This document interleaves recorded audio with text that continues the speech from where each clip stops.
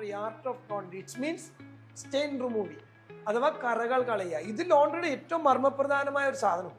Blood കറയിൽ വിടും എല്ലാം.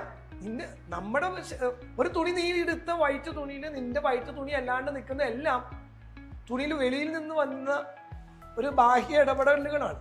അതെന്തും തുണിയിൽ വന്നിരിക്കുന്ന എന്തും എന്താണ്? കറകളാണ്.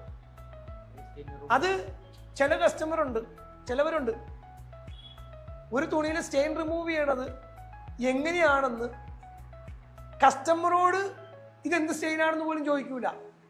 എന്നിട്ട് തുണിയെ കിടന്ന് ഈ മാൽ പ്രാക്ടീസാ.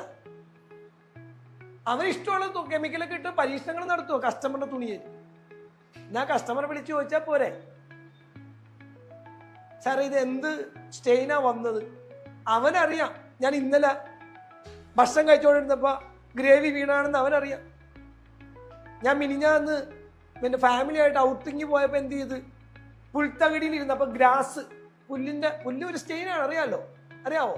പച്ചക്കളർ നമ്മൾ നല്ല നാച്ചുറൽ ചെടികളിലൊക്കെ പോയിരുന്നാൽ നമുക്ക് പുറകില് ഗ്രാസ് സ്റ്റെയിൻ വരും. അപ്പൊ അവനറിയാം ഇത് ഇങ്ങനെ വന്നത്. മറ്റേത് ഇവനിവിടെ ഐഡന്റിഫൈ, ഇയാള് പോസ്റ്ററെ വല്ലതും ചാരിയതാണോ? പോസ്റ്ററിലുള്ള ചാരിയ സ്റ്റെയിനും നാച്ചുറൽ സ്റ്റെയിനും രണ്ടും രണ്ടാ. മറ്റേത് പ്രിന്റഡ് സ്റ്റെയിനാ. അതിനെ ട്രീറ്റ് ചെയ്യുന്ന രീതിയല്ല നാച്ചുറൽ സ്റ്റെയിനെ ട്രീറ്റ് ചെയ്യുന്നത്. അപ്പൊ ഇതെല്ലാം പ്രശ്നം എവിടെയാണെന്നറിയാം? ഒരു ലോണ്ടറി കോൺഫിഡൻസ്, ഓവർ കോൺഫിഡൻസ്. ഞാൻ പറയും കോൺഫിഡൻസ് അല്ല, അത് ഓവർ കോൺഫിഡൻസ്. എനിക്കെല്ലാം അറിയാം, ഞാൻ ചെയ്യും. എന്നിട്ട് എന്താ സംഭവിക്കുന്നത്? ഒന്നോട്ട് ശരിയാവില്ല. എക്സ്പെരിമെന്റ്, ഫാബ്രിക്കിന്റെ എക്സ്പെരിമെന്റ് ചെയ്യുന്ന പബ്ലിക്കിന്റെ പൈസയിൽ പബ്ലിക്കിന്റെ തുണി വാങ്ങിച്ചിട്ട് അതിൽ നമ്മൾ പരീക്ഷണങ്ങളാ. എന്നിട്ട് എല്ലാം പറയുന്നത് ലാസ്റ്റ് പറയുന്ന ഒരു വേർഡ് ഉണ്ട്, എന്താണെന്നറിയാവും?